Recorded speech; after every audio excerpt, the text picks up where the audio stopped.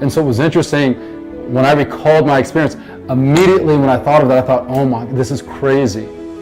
I was actually playing that 85%. Now I understand. I was actually tapping into this intellectual element of performance.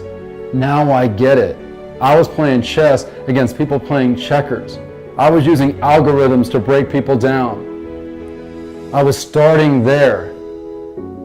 And because I was entering this place of intellect, it allowed me to do things physically against the best athletes in the world at their craft that my physical abilities would have never allowed me to do by themselves.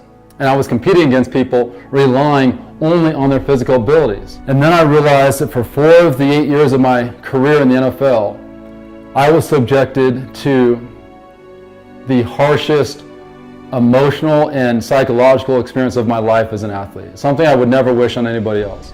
It was heavy. It was a heavy cross to bear, but it was my cross to bear. And I basically had no choice but to tap into this psychological element of performance. I had to learn how to play the game in this cocoon, where I was playing this game within the game. And I had to tap into every nuance of the mind, because I had to be extraordinary almost every day for a long period of time while I was in the NFL.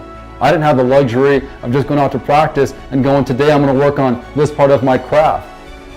If I had one day where I was too ordinary, that was a day that someone who decided I was not part of their agenda would decide to cut me. So it was heavy.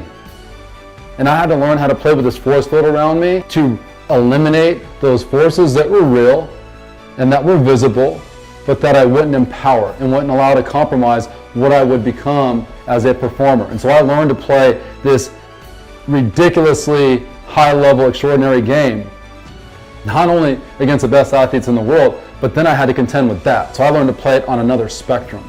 And so unbeknownst to me, when it was all said and done, I'd acquired this vast library of knowledge as it pertained to these 2 elements of performance, the intellectual element and the psychological element, which they initially said was the 85%. I've come to recognize it as something different. It's really about 66%. There are 3 elements: the intellectual element, psychological, and then the physical. The physical, anyone can access. It's these other 2 elements that hardly anybody accesses. But now the game was over, and now I'm just recognizing that, wow, this is how I was playing the game. This is a completely different game. I always just assumed I was playing it as this athlete, but no. The reason I didn't recognize I was playing as an intellect is because that was innate to me. No one taught me that. I always understood, looking back, this intellectual chess match of the game. Always. But now, this information was in this vault that was locked because my career was over. And for all intents and purposes, there was no reason for that vault to become unlocked, or so I thought. And now that my career was over, I transitioned into corporate America. So for 14 of the last 15 years, I was in the financial sector, trying to serve a purpose in other people's lives, and it was great. But at the same time that transition began, I was asked by a coworker to come out for one day to help out with a JV high school football program with a handful of wide receivers for 2 hours. And I agreed. And it was at that point in time that I actually recalled what it was that I did to find my own greatness. And it was at that time that it all clicked, that I was playing this totally different game. And so now for the first time, I was going to get a chance to take this treasure chest of information and unlock it and give other athletes access to what it is that I knew. And over the course of our 2 hours together, I basically watched, in their own words, these athletes do things that they never even thought they could do and play a game they hadn't even considered existed.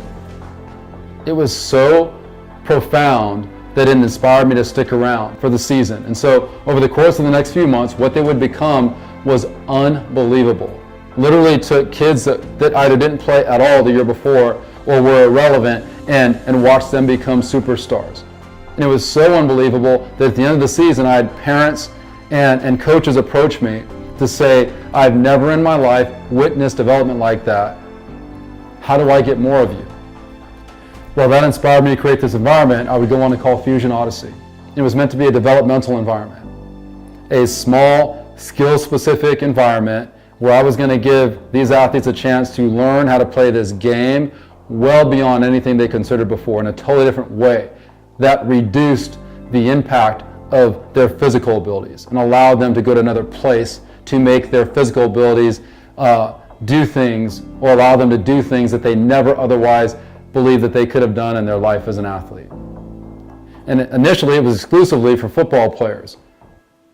But over the more recent years, I recognize how powerful this was. I'm not talking about helping someone transform by 10 or 15%. I'm talking about helping someone become something they'd never even considered they could be before. And so in the more recent years, I have allowed athletes in all sports to have access to what it is that I know.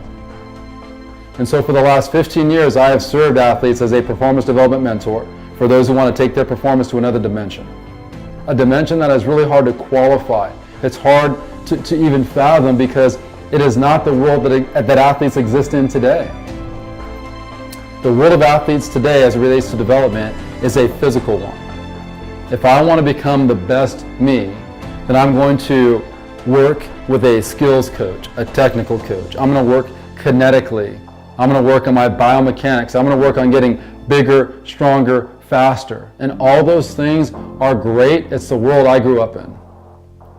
But there's also a ceiling to how good you will ever become doing that. That is 35% of why you would ever be great.